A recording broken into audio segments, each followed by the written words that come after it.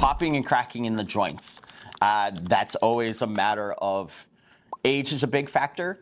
If it's popping and cracking and you're a younger individual, okay, that's probably going to happen every once in a while. As long as it's not sharp, as long as it's not painful when it happens, typically it's benign, it's not going to bother anything, it's nothing going on. As we get older in age, arthritis sets in, other components start to happen, degeneration, tearing, all kinds of things.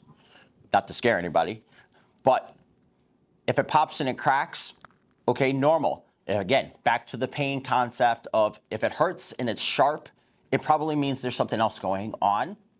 Seek some medical help, medical attention. Even if you feel like it's nothing, get the help, we'll help you figure out what is the best course of action.